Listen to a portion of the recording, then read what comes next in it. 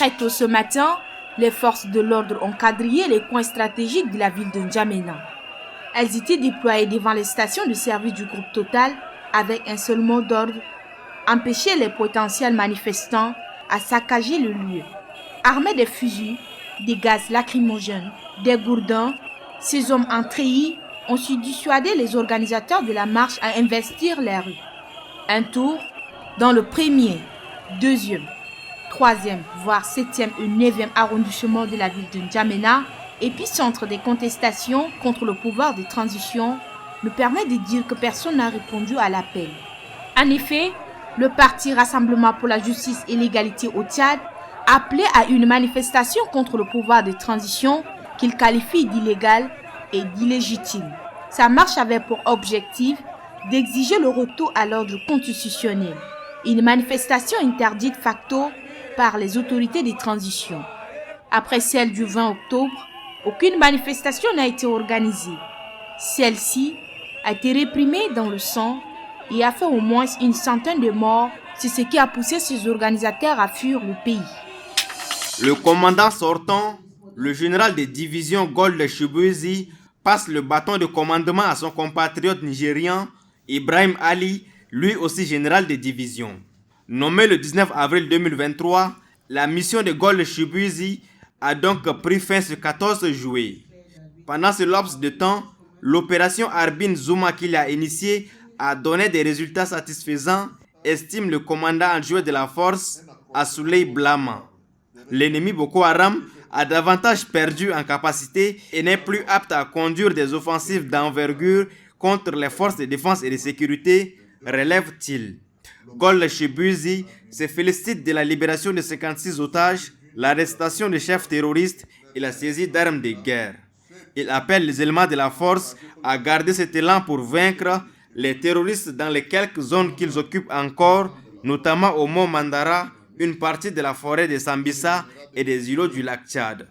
Le commandant entrant, Ibrahim Ali, demande à ces éléments de continuer de cultiver le respect mutuel et l'esprit de collaboration pour produire des bons résultats. La force multinationale mixte de la CBLT réunit 5 pays à savoir le Nigeria, le Cameroun, le Niger, le Bénin et le Tchad.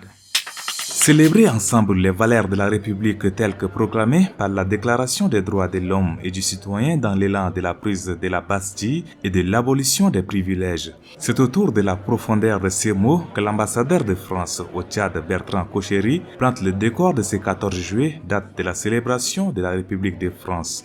Un discours articulé sur 4 points, notamment la crise au Soudan, véritable danger pour le Tchad, la situation des réfugiés à l'est du pays ou encore l'apport de la France pour faire face aux défis liés à la transition. La France, pour sa part, a redit sa disposition à soutenir une transition en actes, non dans le but de reconduire un système identique, mais pour favoriser les réformes et l'émergence d'un Tchad différent. Celui d'une génération et d'une jeunesse qui, ici comme sur tout le continent africain, demande à avoir voix au chapitre et ne demande qu'à placer son énergie et ses compétences au service de la construction du Tchad de demain. Cette aspiration, c'est ici et maintenant qu'elle se manifeste, c'est ici et maintenant qu'il faut l'écouter et lui tendre la main. Cet événement marque également la fin de sa mission au Tchad et en présence de ses invités de marque, Bertrand Kocheri revient sur les 4 années passées au Tchad au service des relations entre le Tchad et la France qui, malgré de nombreux défis, sont au beau fixe. Cerise sur le gâteau, les invités ont eu droit à la présentation d'une des reconstitutions du crâne de Toumaï par le professeur Michel Brunet, l'homme qui a découvert ses ossements dans le Djourab en 2001. Nous sommes à la frontière de Kouffroun et ces petits ponts séparent le Tchad du Soudan. Chaque jour, des vagues de réfugiés affluent vers le territoire tchadien. Avec seul objectif, se mettre à l'abri des affrontements qui font rage au Soudan. Bagages à la tête et en main, ces personnes composées majoritairement des femmes, des enfants et des personnes âgées avancent difficilement.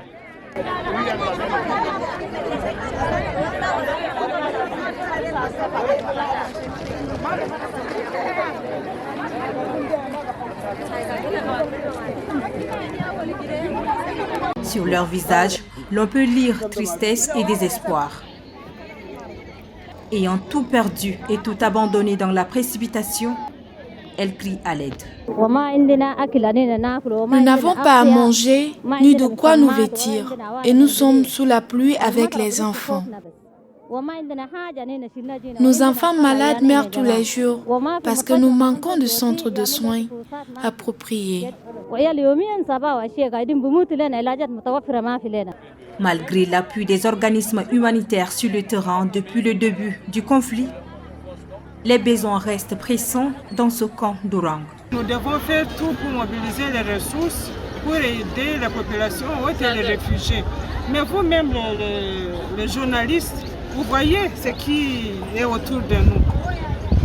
Là, à le moment où on vous parle, on faisait un peu le point et on pense que les acteurs humanitaires, que ce soit les agences, que ce soit les ONG, ont mobilisé et sont en train d'utiliser à peu près 30 millions de dollars.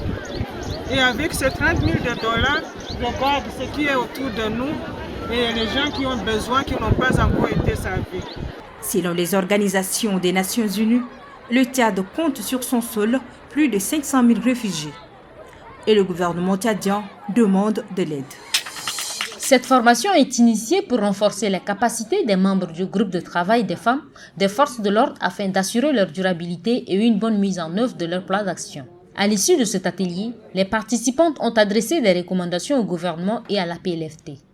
Dans une ambiance conviviale, fraternelle et bon enfant, vous avez débattu de manière dépassionnée et sans tabou des thématiques ci-dessus citées avec pour finalité de contribuer à la valorisation des droits et places des femmes au sein des FC.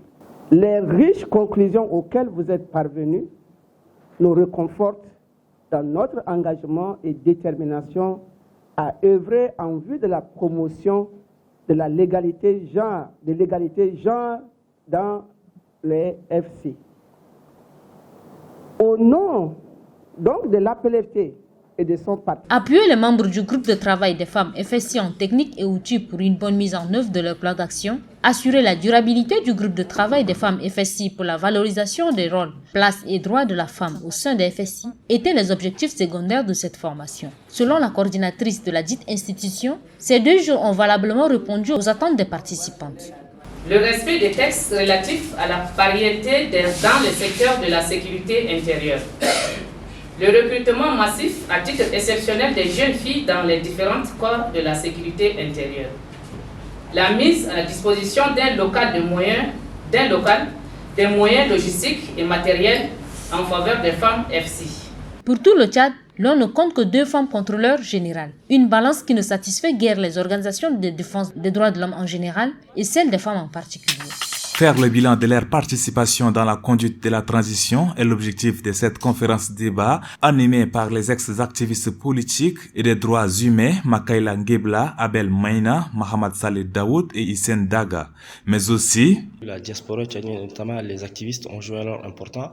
Et c'est de rappeler effectivement à la sphère politique tchadienne, aux autorités de la transition, qu'il a fallu que les activistes que nous sommes avions décidé de répondre à la main tendue du chef de l'État pour venir au Tchad.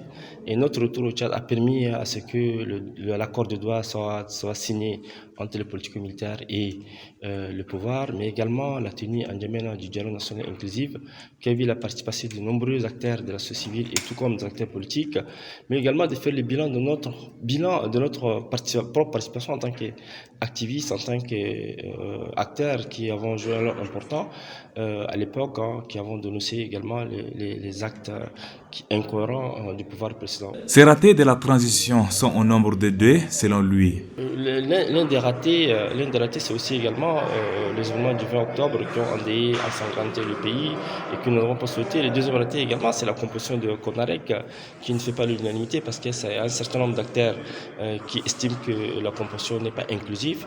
Et depuis toujours, on a souhaité que l'inclusivité, qui est un mot d'ordre fort, soit quand même appliquée pour permettre à tous ceux qui sont sont frustrés, tous ceux qui n'estiment pas être associés, rejoignent le processus dans une véritable inclusivité pour que le Tchad devienne vraiment ces havres de paix. Rentrés au pays le 5 juin 2021, ces activistes ont chacun un poste de responsabilité. Bien qu'ils aient une obligation de réserve, ils disent envoyer régulièrement des notes aux autorités pour attirer leur attention sur les failles de la transition.